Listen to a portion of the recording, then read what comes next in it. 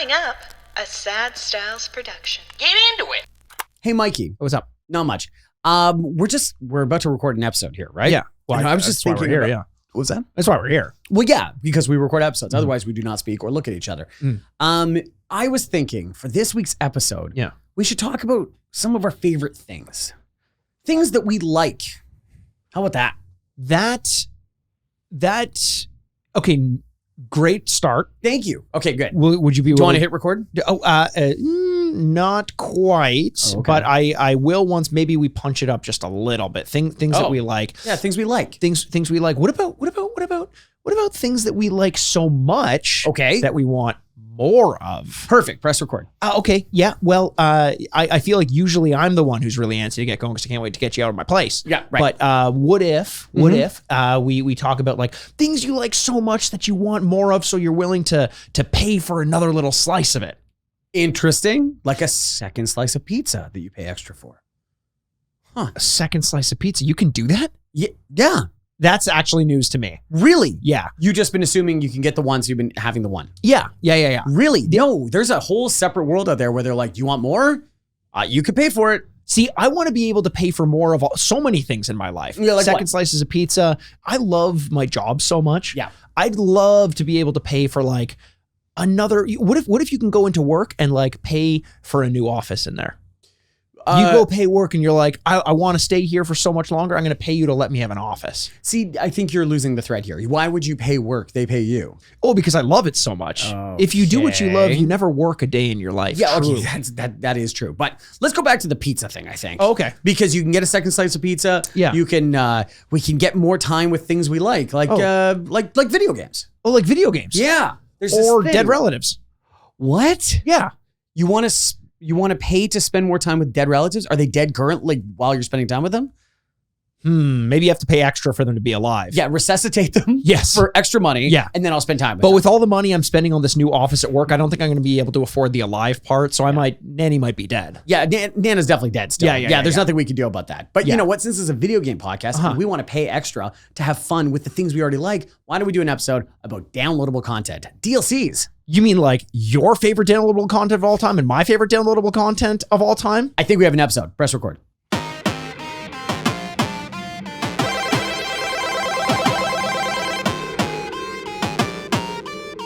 And welcome to the Retrograde Video game podcast where this week we celebrate the best downloadable content of all time. My name is Andrew Basketball. With me as always is the bad boy of podcasting, Mr. Bebop himself. Mikey, and if you want to hear my last name, you're going to have to pay a little bit extra. Aaron. We're talking DLCs today. We're talking about our favorite DLCs of all time in a little list that we're going to make together. Little list. I'm excited to do that. But Andrew, first off, question for you. Yeah. Aren't we downloadable content? How so? Well, people download us and we're content. Holy shit, that's a really good point. We are DLC. I am Marshall. We are Marshall. We are DLC. We are DLC. You really put the D in the DLC. Depressed. Yes. That's mean. And true. That's what made it so mean mostly. Oh, Mikey, how the hell are you doing? I'm doing great. I'm doing great. I'm Yes. so sad. Yeah, right. But I've gotten out of bed for this special occasion where once a week we sit down to record an episode just talking games, Andrew. Just talking games. And if we're going to be talking about games, are there any games you're playing right now? There are. There is a game that I'm playing right now. Why do you say it with that little sheepish smile of yours? Because I've talked about it on this podcast before a while ago, and I'm back into it big time. It is not Overwatch. Oh, thank Christ. You scared the hell out of me. So scared, Andrew. Oh my God, you scared the hell out of me. You looked like never mind the podcast, you looked concerned. There was a smile to you, like a joy of going, like a little kid that knew did something wrong, much like a friend that comes back and goes, guys, I'm back with Anita. And everyone's like, no, dude. We worked on that so hard. Don't you remember together. 2 weeks ago when you said, I need a break from her? Come on. It was so charming and funny. It's great. We all cheered. Yeah, exactly. No, it's not Overwatch, but thank you for your back concern. into heroin. This guy. Not heroin, Harry Potter, though. Yeah, you love Harry Potter. Are we Everyone allowed knows to like Harry Potter?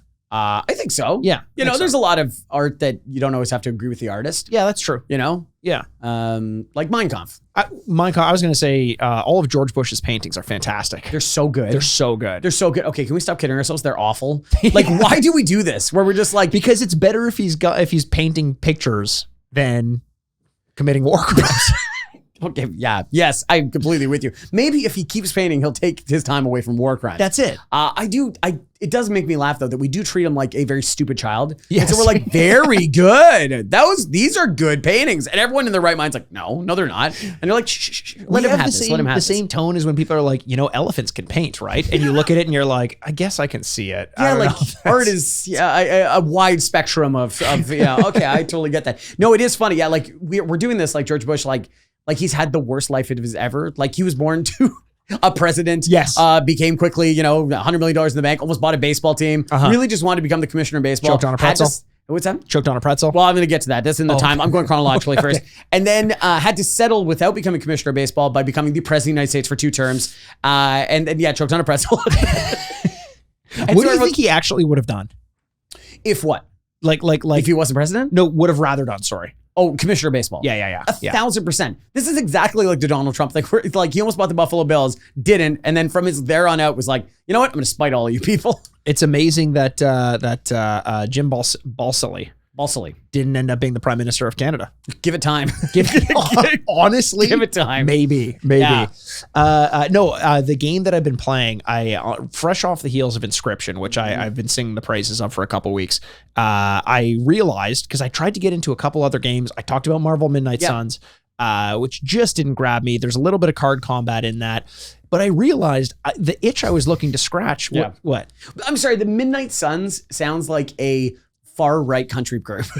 That's like, yes, it does. The Midnight Suns sound like one of those things where you're like, hey, this music's kind of catchy. And you're like, have you read up on these guys? And you're like, no. And you're like, oh, no. They've got pictures with the Proud Boys. Yeah. Like it was that, what was the one from last week? It was now a couple weeks ago, I think. But it was that red-haired country singer. He's in like the forest. I saw a picture of that. And then people are like, yeah, it's great. And then you're like, have you heard anything about this guy? And you're like, no. And you're like, no. And you're like, oh, no. Oh, really? Oh, no. You're like, okay, cool. How long do you think it would take for us to become uber famous before people realized very quickly they want nothing to do with us on a personal level?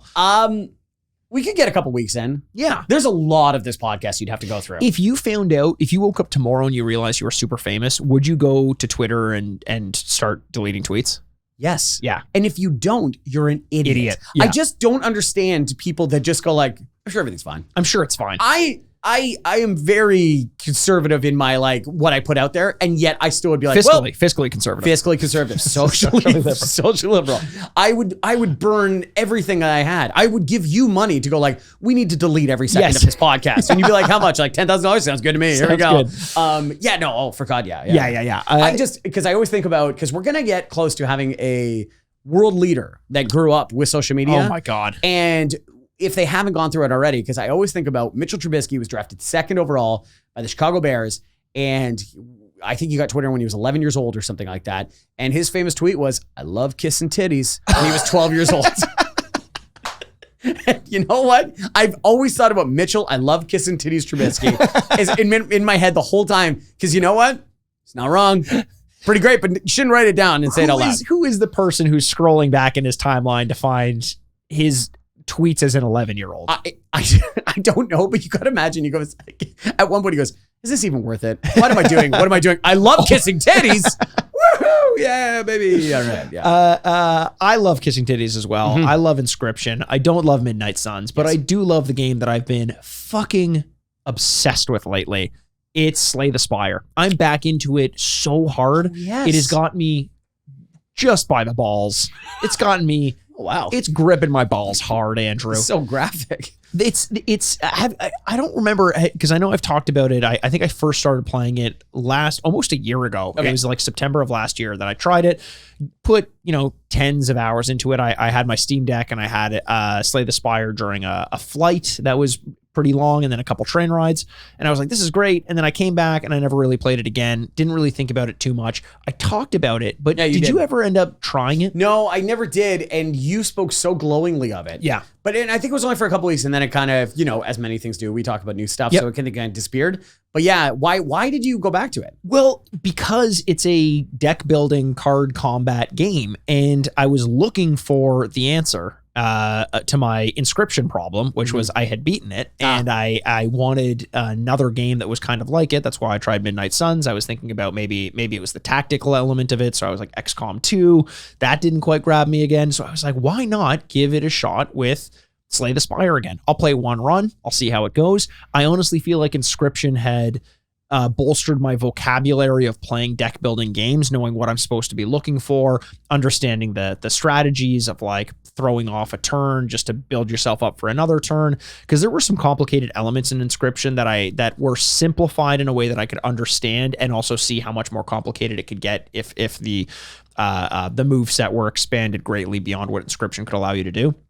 So I turned on Slay the Spire with the challenge of trying the character who I struggled the most with, because you have characters, quote unquote, that have different decks and abilities. One is like pretty traditionally like attack and defend, physical attack, physical defend. That's it. There's another one that's more of like a rogue that focuses on like discarding cards and building up turns and having these really long processes. And then there was this one that was like almost sheltering different abilities that would activate at the end of a turn. So like you as the character aren't really attacking as much. And that was the one that I really struggled with. I can't remember its name. It's like the robot for people who are familiar with Slay the Spire. And I did better than I had done in any other run. Oh, wow. Just because it was a long time since I played the game. So that was difficult, but I understood the strategy or the thinking behind strategy in a deck building game. And then I went back to my favorite character that I played as before. I got farther than I'd ever gotten with that character as well. And I'm hooked. This game is unbelievable. It's so good. That's awesome. I don't know. Do deck building games interest you at all? I don't know. Maybe I just don't have enough experience with them. You know what I mean? They are intimidating. Yeah. Well, I did play Building Deck Simulator, which is, of course, you just build a deck. Well, and that was the sequel to Power Wash Simulator, or the prequel. Because you build the deck, then it gets dirty, and then you have to wash it. Yes, that's the thing. That's a sequel. It's a DLC. Oh, hey, DLC. There you go. Ring the bell, everybody. Ring the bell. Ring the bell. But yeah, that's I don't know. I want to play it because that and Midnight Suns, my favorite country group. I want to play those two because they're both deck building games, right? Yes. Yeah. So, oh man. Or Inscription, but I don't know. Inscription, I understand I would highly recommend Inscription over. Yeah, Inscription's number one, right? Yes. Yeah. Okay. Slay the Spire is great, but honestly, as an intro course to deck building, Inscription's fantastic because it's a great story. Like I said, really keeps you ingrained. It's not as overbearing. It's almost like the deck building is secondary at first to the story that's going on because it's very simplified. Whereas Slay the Spire pretty quickly throws you to the wolves, and it can be kind of difficult. And there's a lot more strategy involved. But I don't know. For so long, I bounced against deck building games, not even trying to play them, but the idea of them. I was like, I don't want to get into it. I will say a couple complaints that I have about the game. So you have attacks and defense, and basically you can build up like blocks so that the only way your actual character can take damage to their health pool is if the enemy attacks through your block and then hits your health pool, and your block builds up every turn. The problem is there are a lot of status effects that can be applied by the enemy, which will really mess you up, and they'll hit you whether you have block up or not. And I find that as this weird punishment for not having done anything wrong, very frustrating for some reason. Okay. There should be more ways to defend against things like that. And it just doesn't seem like that's a possibility. It's hard to really get into detail unless I'm talking with someone who's played the game and I can give specific examples. But there's one, for example, where every card you play has like an amount of energy associated with it. That's pretty typical for deck building games. So it can have a 3 or a 1 or a 2. Those are 3 numbers. 3 and 1 and 2. Yeah. And also amounts of energy. And you usually start off each round with 3 energy. So to play 1 card for 1 energy is 1 or 2 or 3. There's a status effect called Confused, and whenever your deck shuffles, it changes the amount of energy each card placed. It just completely randomizes it. But you can understand that like a 1 energy card, is 1 energy because it can only do so much. It's like a weaker card, whereas a 3 energy card is a much more powerful card. Okay. The balance of the game is thrown off completely when those numbers are thrown out. It's basically a game of chance. It's basically randomized, and it's just not fun. And then there's other elements like shuffling bad cards into your deck, and all these things happen whether you're blocking or not. And I find that very frustrating, but that hasn't prevented me from playing a ton. Last night I stayed up till this is gonna blow your mind, 11:30. I need to express to the listener, this is like everyone else's 4 a.m. Legitimately, it is. Yeah. I was so nervous when I was going to bed because I'm like, I can't believe I'm doing this. It has to be a time that you'd go, oh, that's not good. Yeah. Don't do that. Except for Mikey, that's 11:30 p.m. 11:30 at night. Still had 8 hours. No, not quite. But it's that much like that that addictive thing of like one more round kind of thing, like one more level, one more of this and one more of that. The game just has me. It's so good, and it's so, apart from those weird status effect things, and granted the game is balanced around that, so I can't really complain too much about it. But I'm really enjoying my time with it. Each run is like, once you get to the point where you've got a handle of it, each run before you have to, because if you die, you start back at the beginning with a brand new deck, is like 2-3 hours long, sometimes more than that. I mean, the way I play is 2-3 hours, so it's a little frustrating. But yeah, I don't know. Give it a shot. I really love the game. That's awesome. When was the last game that you played that you really had that kind of like addicted, like one more game, one more thing, one more of that? Oh boy, what would it be? God, I'd have to look back on it or something like that. But yeah, I mean, Overwatch is definitely one of them. Well, Overwatch for sure. Yeah. There's an addictive quality to Fortnite. Well, Fortnite, yeah. There's an addictive quality to like, well, okay, one more. I will say Fortnite is why I think I continue to play it. And thank you for bringing it up, because there's a new chapter out right now. Oh. We're going to talk about it later on the podcast, but it looks to be really exciting right now. I've only played a little bit of it so far. But what works for Fortnite isn't the need to play another one. It's the opportunity to play another one. So it's something I can pick up and play a 20-minute game and go like, that was good. Thank you very much. Really? Because there isn't a huge grinding quality to it. It's not like, there's no, like, I don't play the competitive thing, and to be perfectly honest, I don't think the competitive is very necessary. Yeah. Whereas something like Overwatch, I only played competitive because that was keeping me in there to okay, I want to keep advancing. The only way that you kind of grind at Fortnite is really to like get gear and skins and stuff like that. But yeah, I can't continue to play it, so it has to be some addictive in some capacity, right? It's interesting you say that though. The opportunity to play another game instead of the need to is interesting. I hadn't really thought about it like that. I definitely didn't have that for Overwatch. It was like, no, I have to do one more because that game didn't feel right. You know what I mean? It's like, okay, so I didn't perfect it, or it was perfect, and therefore I need to play another one and ride this streak out. It's like, it's the same thing I would imagine like a gambler feels when they're at the tables or something. And I've never been a gambler, but thankfully I'm not, because I have that ability to get completely addicted to something in a game, specifically with Overwatch. With Slay the Spire, it isn't quite that bad, but there is that feeling of like, it's just so fun to play another level, and I'm still kind of in the honeymoon phase with it, if that makes sense. So when I lose, it's not like, fuck, this sucks. It's just like, okay, I learned so much that time, I'm going to be way better the next time. Yeah. You know? No, I get that. I totally get that. So hey, that sounds like a lot of fun. Yeah. Man. I got to get in on one of these games at least, so I can share the stories with you. Would you like, I don't want to put you on the spot. Okay, but you are. I am a little bit. Yeah. Would you commit to playing Inscription?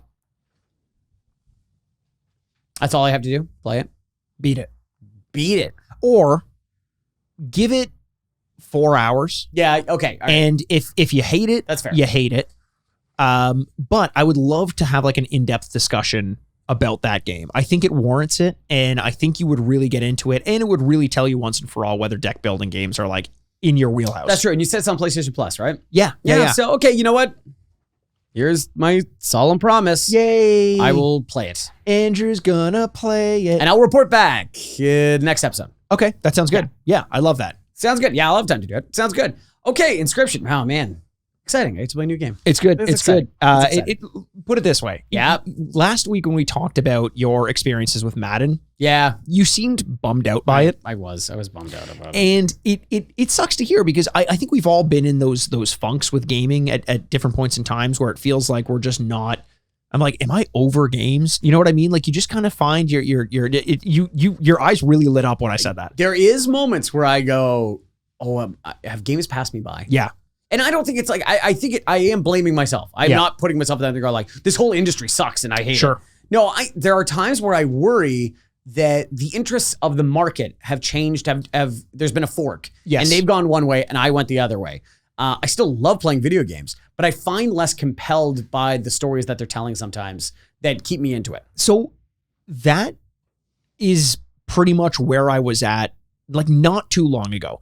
Every new game that came out, people seem to fucking love it, like all the big releases, and I just couldn't get on board with it. And I'm like, I just felt so cynical, and I felt like this naysayer who just didn't know how to have fun. And I've talked about this on the podcast before. I finally just kind of like resigned myself to the fact that smaller games, bite-sized games, indie games with a tighter story to tell have interested me way more. And you know, that's Hyper Light Drifter when I went back to play that, Death's Door, Inscription. These kind of like more bite-sized 10 to 20 hour games, sometimes even less than that. Remember how much fun we had playing games like Firewatch and Gone Home and Edith Finch? Yep. There are tons of those out there. And those are the games that get me excited. The AAA games just kind of don't anymore. It's just hard because when you turn on Twitter or X, as they like to call it now. Mikey, it's very important that you it just call seems X. like it's incredibly important. Twitter doesn't exist. People won't know what you're talking about. But here's the thing. What? I still type twitter.com to get to it. Does that work? It does work. Cowards. I'm like the only person who still uses Twitter more on their desktop than anything else. Well, I was the same way, but I use TweetDeck, and they just made that a like only for paid subscription thing. Really? And I'm like, okay, well. And guess what? My use of Twitter has gone down 1,000%. Well, I think you're not alone in that. I know. I was like, well, you made it a little too hard for me. Thank you very much. Yeah, like it shows your attachment and lack of attachment to it too. If they make it just a little bit more difficult and you're like, no, I'm good. Is this the point in your life when you're diverging from the offer of like new social media? You know what? It's good. It's going to happen to everyone. Absolutely. Because I don't have Facebook. Yeah. My Twitter use has gone down tremendously. Yeah. Instagram, in some capacity, like it's not that you're turning off all of your social media. I just mean like from this point on, when new social media platforms are made, do you just kind of see yourself being like? That's a good question because like I consume TikTok, but I don't contribute anything. Sure. And so there has been a few things that have come out that I'm like, oh, okay, cool, and I'll like sign up just to see it, and then I don't use it ever again. Yeah. I wonder. Isn't it also kind of weird that social media, one of the more profitable things in the world, and we just kind of don't create new social media? I think the platforms have such dominance that it's like, well, if that's so profitable, shouldn't we create a lot of them or something like that? I feel like people try. Yeah. But it's you need the commitment of the majority. And to get the majority to just change, that happens slowly over time. And I think it has to happen almost like Trojan horse style, the way TikTok did. You know, TikTok was just like a lip syncing app for the longest time. And then enough people had it that people were trying new things and they opened it up. And then all of a sudden there were enough people on it to make me as an Instagram user be like, well, I guess I got to go over there. But no, I worry all the time about like what the technology is going to be that like passes us by. Yeah, that's interesting. It will happen eventually. Yeah. You know what I mean? But I think it's kind of like streamers where like everyone tried to do it and the only ones that really made money doing it were the ones that were there from the beginning. Yeah. And I think that's where like Facebook and Twitter, Twitter's not really ever made money, but sorry, X. Sorry. X will make money. X going to give it to you. Do you think X dies just like DMX did? How did DMX die? Well, just in general. Okay. So eventually he died. Just much like its precursor, DMX. Here lies X. Yeah. I don't know. It's a very interesting, the whole thing is a very interesting story. Yeah. If it wasn't so weirdly wrapped up with people's passion for pro or con, the owner of it, it would be a very interesting story, like an unbiased one. Yeah. I would rather not take part. And honestly, I'd rather just move away from social media. It's hard with this podcast though, because I love interacting with the fans. Yes. A lot of you guys are out there and it's great. We've got these interactions and I don't want to say goodbye to that community, but holy hell, those places can be hellscapes. And I don't know how a new one changes that landscape, to be honest. I don't know either. Like, and if we did, we would be billionaires. So that's true. Speaking of TweetDeck though, Andrew. Oh. That now that you have to pay for it, it's almost like downloadable content for Twitter. boy, is Oh I my see what God. you did there. Andrew, that's the topic of today's episode. Oh my God. And that just happened naturally. I didn't even mean to do that, Andrew. Wow. That's so impressive. Thank you. Thank you. You're so impressive. I've learned so much from you over the years. Is that true? I think so. Yeah. I was going to make a joke, but I'm like, no, sincerely, yeah, I think so. It almost has to be. If we didn't, what have we done with our friendship? You know what I mean? Squirreled it away. Squirreled it away. Squirreled it away. We power washed it away. We put little sunglasses on and committed crimes. You know what's so funny? I was listening to a podcast and they were talking about Detective Pikachu. Doesn't that feel like another movie that just kind of came and went? Where you're like, no, really? I disagree. Oh. I think Detective Pikachu is one. That I just said Pikachu. Did you say? What did you just say? I think I said Pikachu, but I didn't mean to. I didn't mean to. Oh boy, it's Pikachu. Anti-Semitic. Pikachu. I can't be anti-Semitic. How so? Can't hate my own kind. Okay. Yeah. I don't know if that's true or not, but I'm just. I think you can actually hate. I think you very much. I think you can tell that to Booker T. Washington, and yeah, very good reference. There you go. Okay, yes, it's not the only Booker T in my life. In fact, not even the most important. Booker T. Washington was screaming like, "Do the spinneroonie!" He's like staring at me. Do not belittle me, please. I was like, thank you. No, okay. So let's get to it. Andrew. DLC. We've been talking about this for a long time, and I think elements of this conversation that we're about to have come up in our past conversations on this podcast before. DLC is what a treat when it's done right, and what a fucking piece of shit when it's done wrong. My fear with DLC, and you'll see it in our list. So this is not a draft. We're just naming our favorite ones of all time. So there might be some overlap, and like always, we wait for the higher person, the position higher on the other person's list to talk about it. But we once again have not talked about it, so I don't know what's on Mikey's list. My list is. I don't think there's anything on there from the last 10 years. Oh, maybe really? 8 years ago. Really? It's because my fear is current DLCs have a lot of just like patching broken games that come on delivery.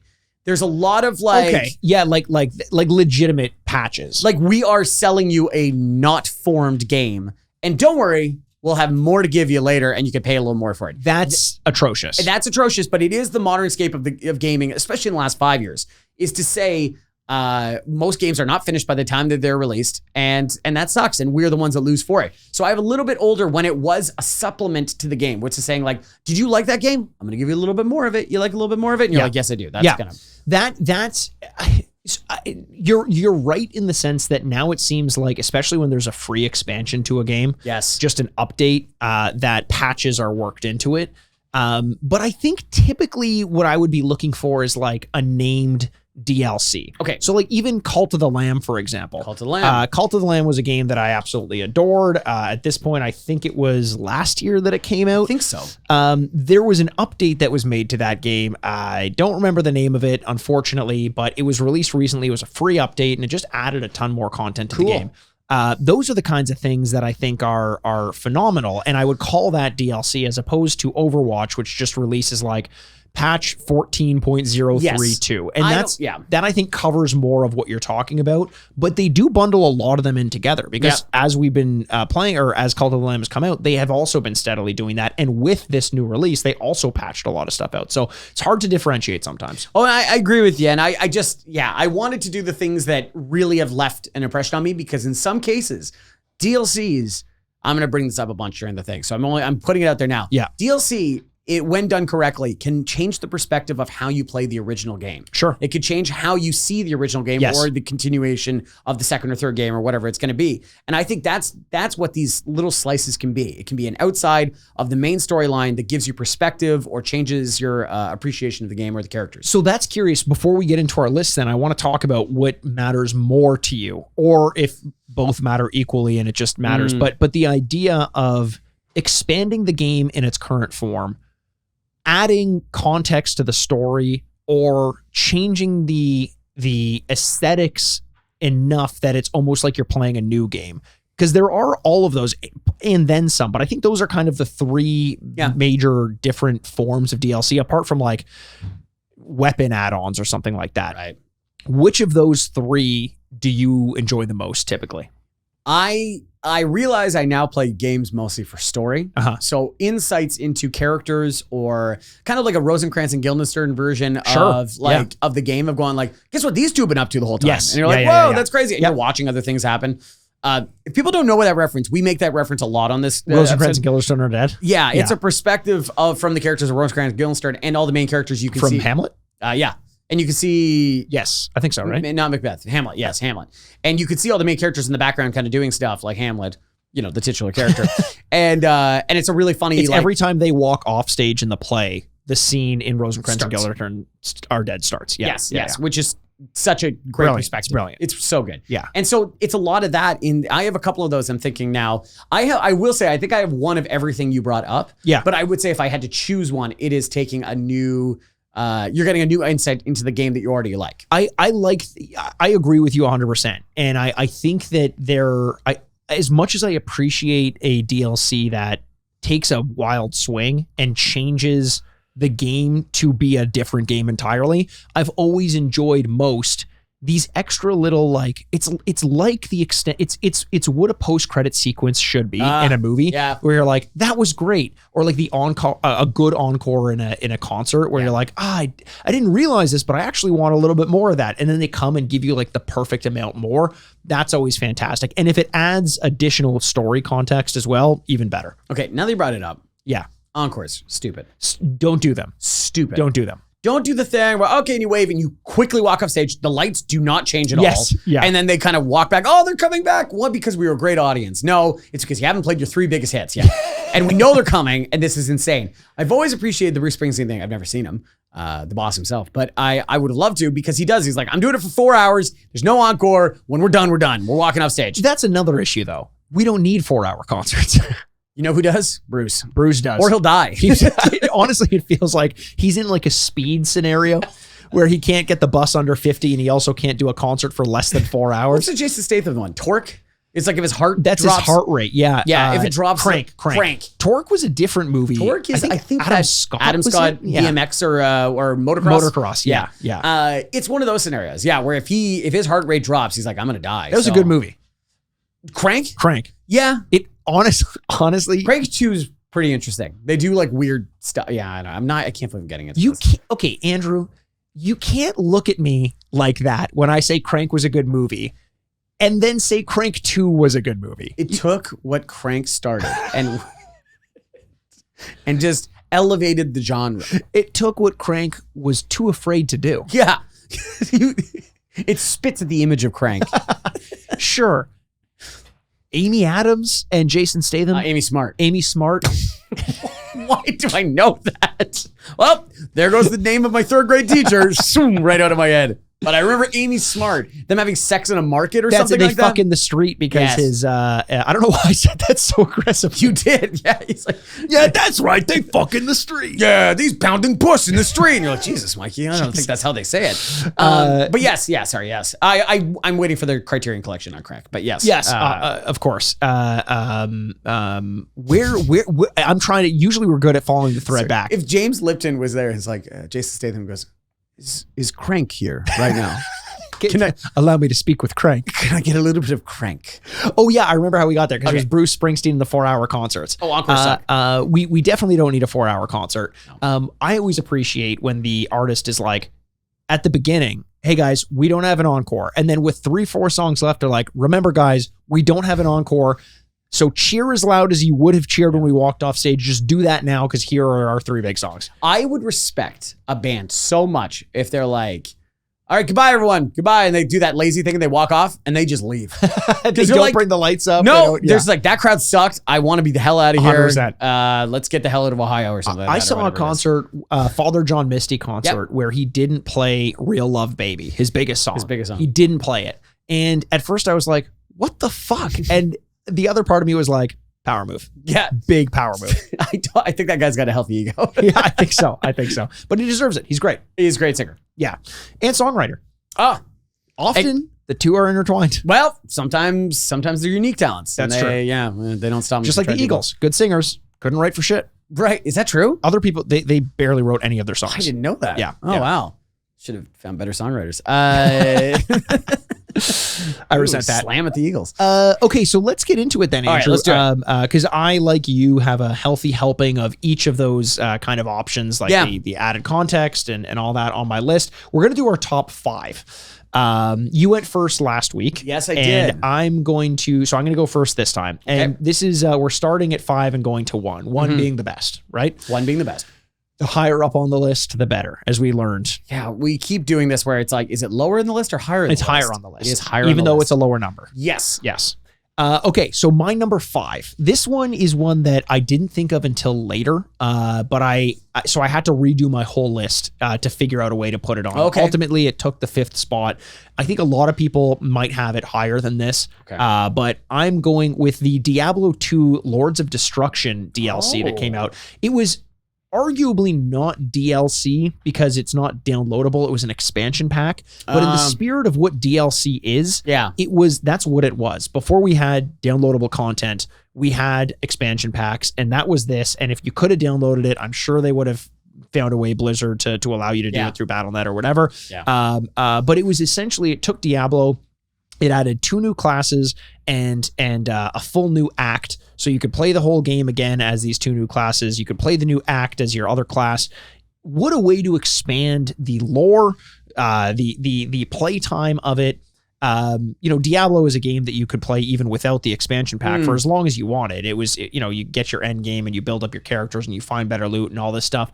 But a couple years or so after the first one came out, a year or so after it came out, to release this and just completely open up the game, this is by definition just an extension of what you already wanted and a little bit more of that. And I think it's one of the best examples of how to do that. Okay, that's awesome. See, I'm not very familiar with Diablo. Yeah. But you're selling that, especially it's a Blizzard thing, like early Blizzard, not current Blizzard. Yeah. Where they were like, it's a year later. Like, do you want more of this? And they're like, oh, wow, they're still doing this? We love more of this. Whereas now it's like, do you want a new game? You're like, no, I just want more of this thing I like already. And you're like, no, you're getting a new game. Yeah. Money, please. Money. I think that sounds great. I don't know. That's Diablo is a huge dark spot. So have you ever played a Diablo game? No, I never have. I feel like the premise of them has aged a little bit poorly because every game has this element of like find loot, upgrade your gear and all that. But at the time, especially around like Diablo 2, when they moved past just the proof of concept from Diablo 1 to like really fine tuning it in Diablo 2, was just as addicting a game as I've ever played. See, that's my problem. It's one of those things where like I've never done cocaine, and it's mostly because I think I really love it. I think I would love the shit out of it. Probably fucking awesome. Yeah. It's the same thing as Diablo. Thank Christ I never got into it. I might have never left my bedroom. The only time in my life that I can definitively say I was unquestionably out of shape was when Diablo 2 came out. And that's that winter that I spent playing it. I didn't really do anything. I just stayed inside, and then I remember track and field the next year, just not being good at that stuff anymore. And I was like, oh, this is what can happen. You should have tried a potion. I should have upgraded my mana pool. Yeah, you should. Yeah. Cast a spell. I'd like to go have a little dip in the mana pool. Is there mana rays there? I was going to say it sounds like a bathhouse, like a spring. No, like a man pool. Mana pool. Yeah. Oh, man pool. Just a spring with a bunch of naked dudes hanging out. Yeah. Or it's a pool of semen. Depending on which one you go to, yeah. Sounds pretty good. That, to me, that's the manta ray pool. Oh, yeah, 100%. Love those things. That's like every once in a while, somebody's like, the ocean's salty because of all the whale semen. And you're like, yeah, that can't be true. You're like, tell me I'm wrong. Someone's got to stop jerking off these whales. Yeah. And just pointing at himself, winking. You're like, stop doing that. All right. My number 5.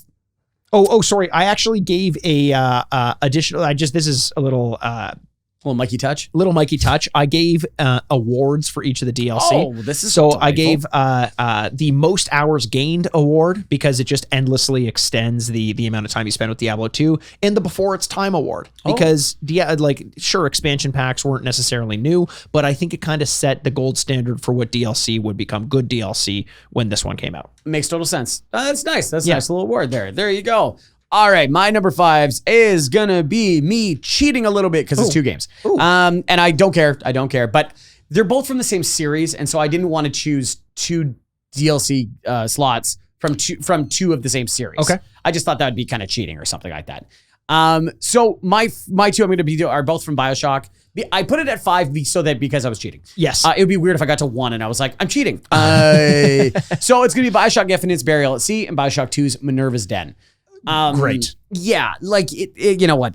Burial at Sea is just perfection to me. You know, while it's not being the most interesting gameplay, and really, is it really even that deep in gameplay at all? Sure. Who knows? But for a huge BioShock fan like me, to see Rapture, the underwater city from the first game, before the fall and before the chaos started, that was just like a slice of heaven. Yeah. That was like the coolest little touch. That is the post-credit scene that you're kind of talking about. For sure. Of for like, sure. did you want to see this? Yes, I do. Even for 15 seconds, just to have a little bit is like absolute perfection for me. But to be honest, I think Minerva's Den is the more interesting of the two. Cool. Because BioShock 2, you know, it's a very divisive game. It's a game that some people thought was a real disappointment coming after BioShock 1 and not having the developer Ken Levine working on it. But some people believe it is the best of the series, which I think is not my opinion, but I think those people also say that Phantom Menace wasn't as bad a movie as people remember. I would agree with you. Yes. And they also think paste is a good food. But yeah, it's not for me. Paste? Yeah, paste. You never had like kids that eat glue?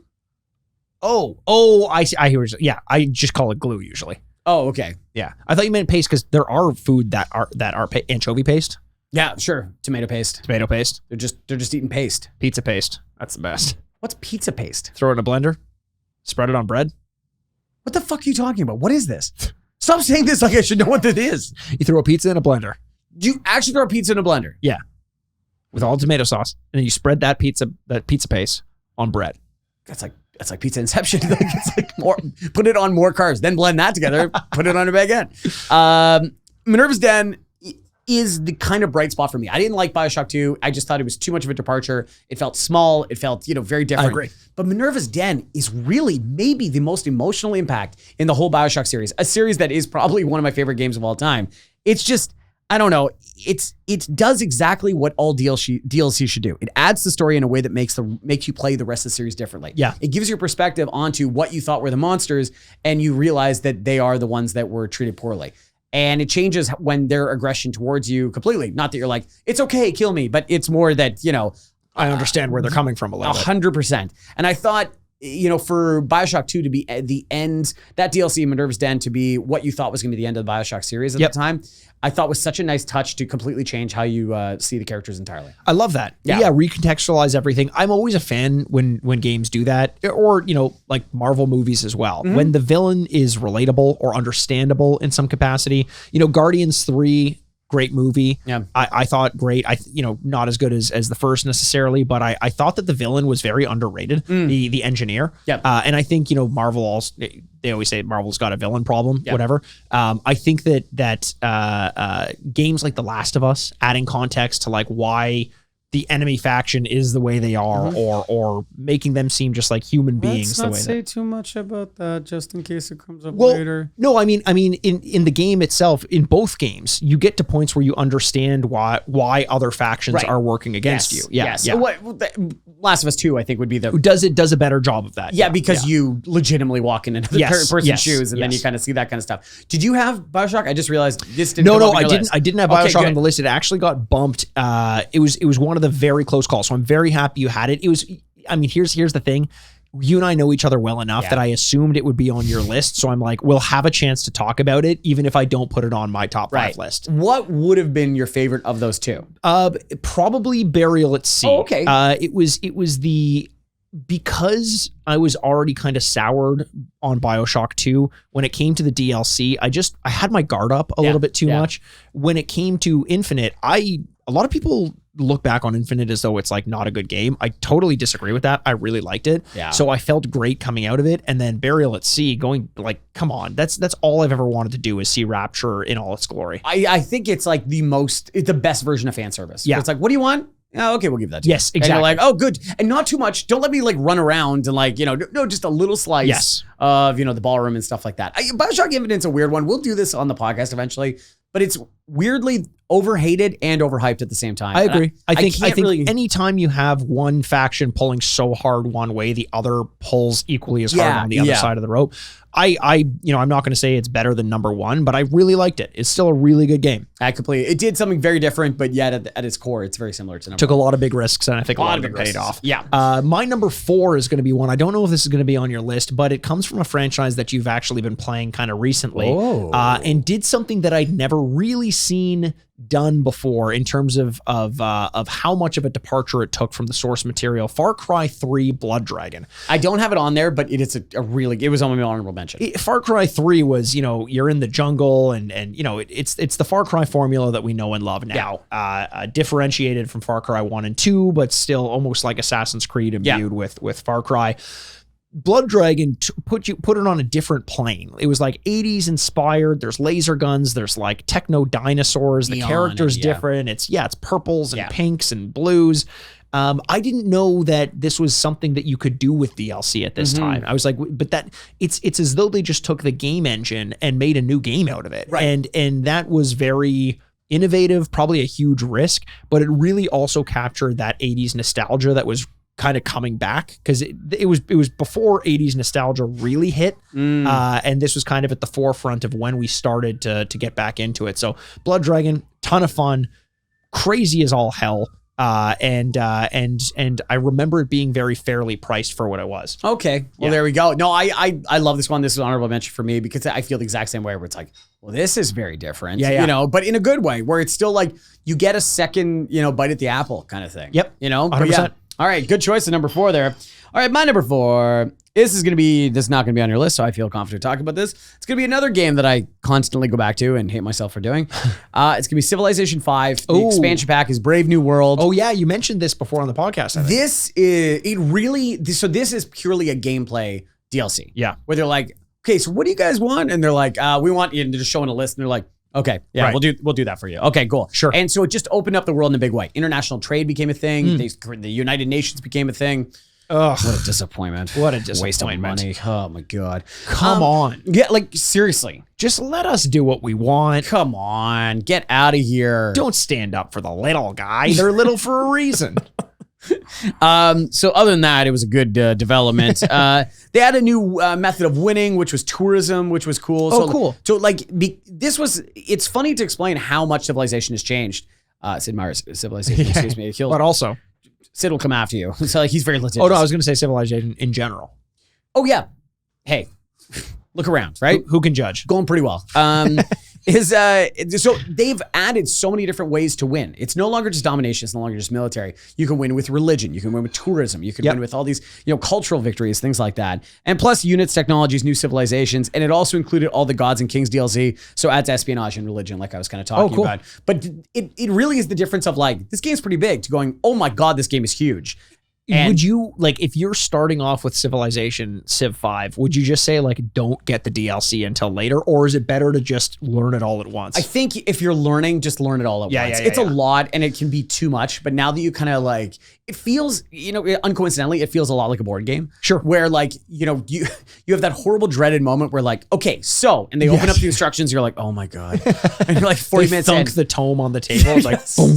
Okay. So these are fleet flirts and you can only use them on round 6 to 9. And you're like, oh my God. But once you learn those rules, then you're like, I want to play this all night. Is it incorporated with the main game entirely? So it's not like I'm turning on the downloadable content version and only playing that, or is it like all the other? So you can create a game and you could turn on whatever rules you want to apply. Oh, true. Yeah. So you could say like only religious victory, only military victory or domination or whatever they call it. So it is really up to you to pick and choose. But so why wouldn't you start with the most choices? Sure. You know what I mean? And you can always when I was learning the game, which I still think I am, I was like only score victory. Like I can't figure out what the hell this religion thing is. Still can't. Andrew, your mouth to her ears. Very good. That's very progressive. Very good. And so like I would do just score because I couldn't tell how somebody else was winning or advancing in this. And I was thinking like, well, if I just have the best civilization, I'm going to win. And then eventually you start opening up, getting wider and wider with the many different choices you get. And so this one just made the game gigantic, which is kind of what its calling card is now. It seems like a similar pick to my Diablo 2 pick, where it just makes the game, it just fleshes it out and just makes it more playable. For sure. And that really is it. It just makes it easier to play and more fun in the long run. Yeah. Yeah. My number 3 pick does not make the game more fun. It does not make the game more enjoyable necessarily. And yet it is my number 3 pick for my top 5 DLCs of all time. Why? Because it's the DLC I've spent the most money on. The DLC that weirdly I got maybe the most enjoyment out of, even though it makes no sense. It's Overwatch loot boxes. Oh, wow. Okay. Now, I know it's not the story expansion. I know it's not the added context, but there was something about like the early days of Overwatch when the character design was paramount. Everyone was so excited to see the new skins that would come out. I would gladly throw $50 at like the 50 loot box thing when there was the Halloween or the Christmas thing. I spent so much time with Overwatch that I was like, sure, please take more of my money. I feel like I owe you at this point. That's how cults start. Yeah. Do you want more of my money? Okay, good. Here it is. It wasn't a cult. It was just, it made me feel better about myself. And so sue me. Absolutely. Yeah, but don't, please. But Mikey. please don't. Please don't. We are a very litigious cult. Most cults are very litigious. That's the scariest thing about them. You really have to like first go after lawyers. Yes. And then you can start building out everything else. I think that's part of their strategy, to be completely honest. Yeah, I guess so. Overwatch. Did you ever buy any of the loot boxes in Overwatch? I don't know if I ever did because I would play so much back in the day that I was getting so many. Well, but there was a time when you didn't have enough to like now anything that comes out, I could buy it easy. Yeah. I'm fucking Elon Musk out there. Yeah, I'm like deep in loot boxes. I think I own Blizzard right now because of how many loot boxes I have. Can you fire Bobby Kotick for us? Surprisingly, no, I can't. No one can. It is impossible. Oh, that guy's chubby little fingers and everything. Everything. There was a time when I would be able to, with my earned coins in game, maybe buy like 1 or 2 of the skins. Oh, okay. But I really liked making sure that I got the one that I really wanted, and I always did. I'm really proud of myself. I'm not a big microtransaction. I'm not either, except for these. Wait, except for this? Except for Overwatch. It's the only game I've ever really bought microtransactions for. One exception was there was a Fallout shelter game. Yeah. Like almost like a Simpsons Tapped Out where you built a Fallout shelter, and I've probably spent like $10 in that game. Oh, you know what? There was one. It was in 2K, I think. NBA 2K, excuse me. Where it was like new with the card games, which are now synonymous with or ubiquitous with all sports games. Yep. And I was like, oh, this is great. And then you get that thrill where you get a really good card. And then you're like, holy shit, I have like prime Kareem Abdul-Jabbar or something like that. And you're like, and then all of a sudden, now all of a sudden, like $100 in, you're like, whoa, what the hell happened? Yes. I definitely did that once and then realized, like, feeling so good that I stacked my roster with good guys. And then you play a game and you're like, okay, yeah. Oh, this isn't the fun part. It's the flipping and opening coins. And it's gambling. Like, oh, okay. So, and then I made a rule to myself never to do that again. Yeah. I think everyone hits that point. Yeah. Or maybe they don't get to the point. Or maybe they don't and they bottom out. Yeah. Yes. So that is your number 3. That's my number 3. Overwatch loot boxes. Overwatch loot boxes. Love it. Love it. Love it. All right. My number 3 is going to be The Last of Us Left Behind. Nice. I don't have this on my list. Perfect. Very happy you have it on your list. This is exactly what I was talking about earlier and with Minerva's Den, but I think this is the greatest example of it. It is very light on gameplay. I think you run into one clicker, but that's not the point of this DLC. Sure. The point of the DLC is in between while Joel is in pain and suffering an injury, and if you watch the TV show, you know what I'm talking about. There's a moment where you reflect back into Ellie's life before she met Joel, and about her being a young girl. When you meet Ellie, she's a jaded, violent, and angry young woman that is in a post-apocalyptic world. Sure. What Left Behind DLC is showing her the other side, where she is intelligent and emotional and fragile and impressionable and everything a young teenager would be, right? Or whatever, how old she is. And it was such a great character change to see this side of her that for there on out changed how you saw Ellie. recontextualize the whole game. Absolutely. You realize why she's lashing out. She's lost everyone she's ever cared about. Yep. And it really made the second game so impactful, knowing that this person is inside of her the whole time. It's I don't think they ever got inside each other, but oh boy. They are 13 years old. Well, that's why I don't think it happened. Okay, well that's good. Please stop thinking about it though. I'm not even thinking about it at all. Are you? No. Okay, good. Neither of us are thinking about it. Perfect. Shake Moving hands. on. Yes. It's interesting that this pick is in a similar way to Minerva's Den, just recontextualizing, in this case, not the enemies, but the player character or one of the player characters in Ellie. Also, one thing that you didn't mention is this was still at a time when gay characters in video games were very few and far between. One of my honorable mentions is from a game not too... Actually, probably from around the same year, Ballad of Gay Tony. Coming up. Don't worry about it. Oh, okay. I got it. Good. All right. Never mind. Never mind. But that's a really good perspective. Even that was the representation of gay characters in gaming at that point. Yes, I would say it was more of a punchline. Yes, exactly. Isn't it funny that they're gay? Yes. Whereas, Ellie's character, and her loss and her story that she goes through, you just can't help but feel for the kid. Yeah. All of us have dealt with heartbreak, and when you have nothing to rely on, when you don't have a family to rely on, you don't have a home to stay in, you don't have, where your next meal is coming from, and you lose the only thing, how much 1,000 times more compacted is that? Yeah. And it's hard not to feel for Ellie. You already care for her because she's the main character, really. And so you already feel for her. And now all of a sudden there is a reason for you to, there is, I don't know, there's like a thread at the end. Sure. That makes you, why you feel the way you do. Yeah. It further ingrains herself or ingratiates herself towards you. I was surprised that the episode of the TV show that was based off of this DLC wasn't as good as it could have been. No, and I think a lot of it is because the impact of finding it out was part of it, and we'd already experienced that. And that it's almost like the argument of like movies and TV cannot add more to to really good video games that already have good storytelling. The argument that I usually make, that's the worst example of it, where it's like it kind of just did exactly what we had already seen. You and me having experienced the DLC. But the reason it's not on my list is because I never actually played the DLC. Oh, interesting. I learned about it. I knew about it. I knew everything that happened in it.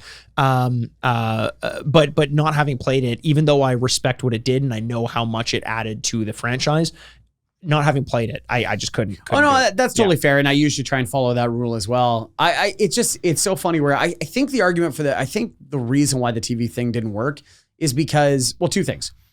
You finish the game and then you had this perspective and you're like, oh, that's interesting. It shades in. Yep. Whereas in the TV show, it was mid-season. True. And then the other one too is it is the most cinematic of all the elements of Last of Us. It is literally telling you a story between two characters that talk most of the time. Yeah. And then you see it on TV and you're like, well, that's what we've been seeing. Okay, we know this. Yeah. This is not enlightening like it is in a video game. You're like, well, can you believe they're doing this? Yes. This is more like, well, this is a TV show. Yeah. I wonder if going back and playing it, it feels as good as it felt the first time, or if it's just that that's become what video games are. Right. That's whereas that wasn't the case back then. Yeah. Yeah. But speaking of great DLC for great games, my number 2 pick is the DLC, one of my favorite DLCs of all time. Obviously, it's number 2 on my list, from one of my favorite games of all time, Bloodborne being the game and the Old Hunters DLC being the DLC. This is another example of this is the perfect example of a good encore or the post-credit scene, just giving you more story that does recontextualize a lot of the story that you've heard. FromSoft games are notorious for being very stingy with the lore, and you really have to dig for it, and every little bit of information that they give you, either through an item description or the architecture in one part of the world, or a different enemy that you'll find in a place that you wouldn't have expected them, and how that lends itself to the storytelling and who they might be and what this place might be. To have the Old Hunters DLC, which is hours of content, providing that much more information for something which at the core of Bloodborne is so important, which is the Hunter's Nightmare, was it felt like something that I just didn't deserve. I thought I was done with Bloodborne, not done washing my hands of it, but I thought I'd done everything that you could do, and getting to go back into that world and play such an overwhelming amount of content, and so bringing about legitimately, I think it was some of the most enjoyable stretches of Bloodborne was in this DLC. Oh, wow. And I don't know that you can say that about a lot of other DLC. No. Usually it's always you're giving a little and taking it. It's not quite as good. I think that the Old Hunters DLC may have been the best moment-to-moment Bloodborne gameplay that you have in the entire experience. Yeah, wow. Jesus. That's saying something. Yeah, because it's a great game. Wow. Yeah. Okay, awesome. How old is that now? Ooh, Bloodborne would have come out maybe 7 years ago, something like that. Something along those lines. Yeah. Wow. For a DLC to be maybe the best thing that the franchise has done, that's a crazy... Or is that not what you said? I thought that's what you were insinuating. I think it's the best part of Bloodborne. I think it's the best... Like, the DLC couldn't exist without Bloodborne, but I do think that the say it's 6 hours or so, 8 hours of gameplay that you get in the DLC is the best 8 hours of Bloodborne. Okay. Yeah. All right. That makes sense. Yeah. Oh, wow. Okay. Well, that's pretty awesome. So number two. Number two for me is going to be, yes, the often brought up here, Grand Theft Auto 4, The Ballad of Gay Tony. Yeah. Now, GTA is known for its crass and chaotic storytelling and gameplay. However, somehow GTA can create, sympathetic, likable characters and put them through just absolute hell. Yeah. And that exactly is The Ballad of Gay Tony. It balances these aspects in just like such an amazing way that your heart kind of breaks for them. It's a story about Luis Fernando Lopez and his best friend, a criminal socialite, Gay Tony. It's engaging, it's surprising, it's heartfelt, it's an endless amount of fun. And plus on top of that, it added a bunch of new missions, vehicles, weapons, and most of these have a less realistic and more fun focus than the base game. And songs too. And songs, yeah. You're right. That's a really good point. It just... GTA, I think it's because of the expectation, it can be so subversive sometimes. Yeah. Of it, like, oh, it's so loud and it's just yelling at you and it's all the worst things. And then through there, I'm not saying like every element of it always works, but through there, you start seeing some stuff. You're like, oh, that actually kind of, that's kind of touching. And it was a game I already loved, in the first place. And to go back there and to revisit it and with a story that actually had some heart, that was really good. I think it is one of the best storylines. GTA 4 was an interesting one. I played and beat it, loved it. But I don't think the story really grabbed me the way that some of the other GTA storylines had. I'm talking like post GTA 3, pretty much. But Ballad of Gay Tony was unbelievable. It was so good. It was a fantastic story. And it didn't do what you would have expected, which is treat Gay Tony as a punchline. Yes. And I don't want to pat Rockstar on the back too much because this is still a franchise that is it's flush with stereotypes, racial, sexual, all that stuff. But at least they have one arrow in their quiver that seems to have flown true, and it's Ballad of Gay Tony. It's hard not to say that because we understand Rockstar to do what they do, that when they swerve and do something kind of nice and emotional, treat someone with respect. Yeah. Crazy idea. God forbid. It actually goes, oh, nice. Yes. Like, I don't want to give him credit for doing that, but it does work in this case because they treat him like a human being and the story is kind of sad and nice. I have a lot of hope for GTA 6 because it seems like they've gotten so much better at storytelling, like subtle storytelling, rather than all the yelling. Like GTA 5, I've said this 1,000 times, was really abrasive. It was so angry. And I think that if they dial it back a little bit and try to tell a more human story, I would really like that. Yeah, I completely agree with you. Yeah. So number two for me, Ballad of Gay Tony. Number one for me. I think we're going to be sharing this spot. Boy, are we! The greatest DLC of all time, in my opinion, and I think in the opinions of a lot of people. Do we want to say it at the the same time? Sure. Okay. 1, 2, 3. Undead Nightmare. Okay, yes. I didn't know if you were going to do the whole thing. Yeah. Undead Nightmare. It worked. From Red Dead Redemption, the first one. Yes. Undead Nightmare, DLC, another Rockstar. Wow, I didn't try to do that back to back.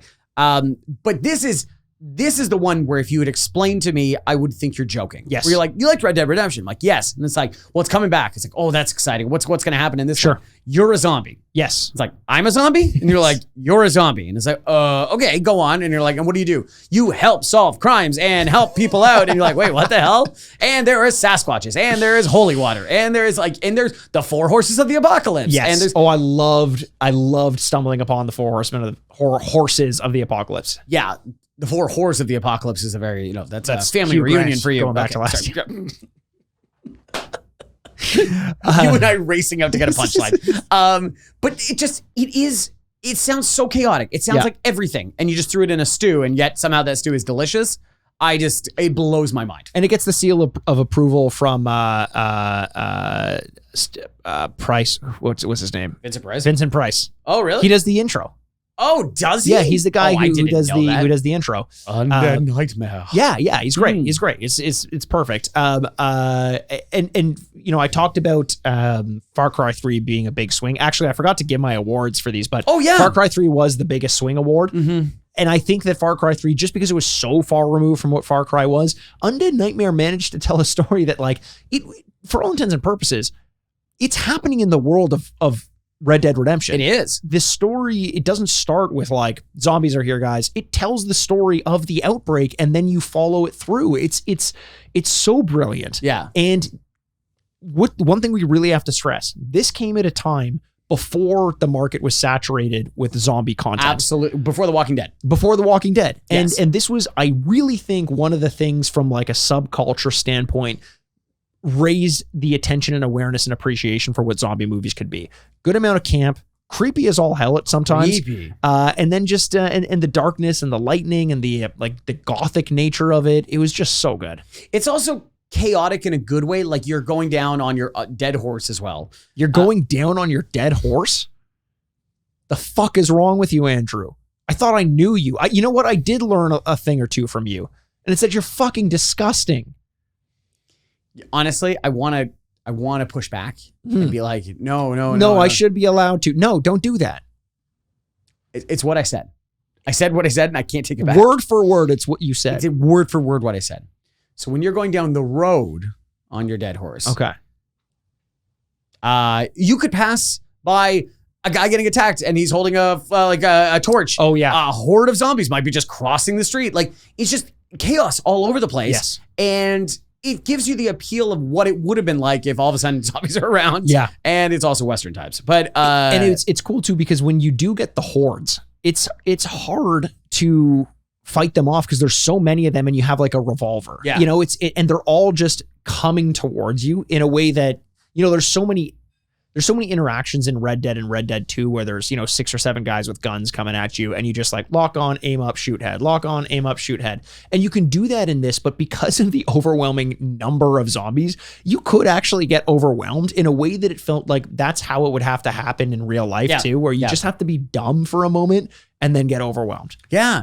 And we get the great moment with the Sasquatch that we always talk about. It's unbelievable. It's sad. Yeah. This is another one. It was kind of like I was saying, this Rockstar again. So it's another one of like the Ballad of Gay Tony, where you're like, you're going to have an emotional moment. You're a zombie and a Sasquatch is dying and you're almost going to cry. And you're like, no, not a hope in hell, my friend. No. Exactly. And yet, yes, you almost cried. I forgot that you become the zombie in that. Yeah, you're a zombie. I forgot that. Which kind of doesn't make any sense. Yeah. Because people are like, help me, get rid of these zombies. And I look dead. It's like, how do you know? Well, I'm you got good? the bandana on. You just Right. reek like rot. Yeah, yes, But exactly. everyone in the West did I anyway. think it opens with you trying to attack your family or something like that. Really? Oh no, Uncle Bill or Yeah, you get attacked by and then Yes. you turn into a zombie. Yeah. Yeah. You're gonna get the Red Dead re-release?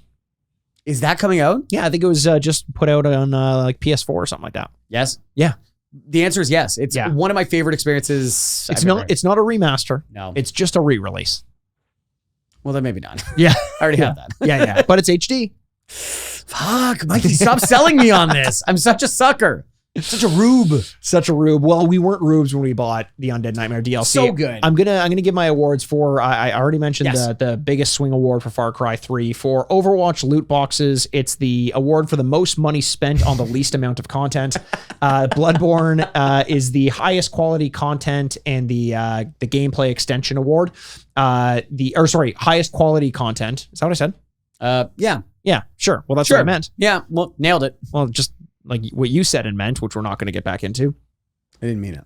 I said it. Oh, you didn't mean it. I said it though. That's all I need to hear. Yeah. In court of law, did you say it? Yes or no? Yes, I did. Did you say these words? And I'll read them back for the court. Yeah. Stenographer, can you please read back? I'm like, please don't read it back. Please don't read it back. I'm guilty. Yeah. And then for Red Dead Undead Nightmare, the best standalone game and runner-up for the biggest swing. Yeah, I would say so. It is such a weird change to go like, you can go back. It's the same map. It's but everything inside of it's very different. Yes. Yeah. And yet it's so good. Ton It's of just, fun. it's like a sequel. You know what I mean? Yep. But yeah, really, really a lot of fun. Did you have any, speaking of runners up, anything that didn't quite make the list? No, you know what? I chose the ones I chose. And then if I wanted to get further into it, I could have had a couple more. Did you have any honorable mentions? Most of my honorable mentions were on your list. Okay. The one that didn't make it that I think people are going to be a lot very, very upset about is just in general the Dark Souls DLC. Okay. In particular, Artorias of the Abyss and the Lost Crowns trilogy from Dark Souls 2. I think there was some really good stuff there and also some Dark Souls 3. But I figured if I'm going to represent FromSoft, I'm going to do it once. Those games mean so much to me that pretty much every list we make, I just have to pick one and go with it. One very notable omission from both of our lists is The Witcher 3's Blood and Wine DLC, which everyone says is unbelievable, but I've never played it, so it doesn't have a space on my I knew that had to come up because everyone speaks about it so highly. Yeah. So no, that's a big omission for us. But those are our top fives. That's it. Oh, if you've got a top five, if you got ones that we missed, please let us know at Retrograde Mikey, at Retrograde Andy, and at Retrograde Pod on X. Gonna give it to you. But until then, I'm doing the DLC. We're doing cross chops. But until then, we love every single one of you. More cross chops, more chops. And we can't wait to talk to you soon. My name is Andrew Baskin. With me as always is the Bad Boy Podcasting, Mr. Big Up himself, Mikey Aaronworth. This is the Retrograde. Game over. I didn't say bebop right. Furnished by Sad Styles Productions. My mouth's been getting me in a lot of trouble tonight.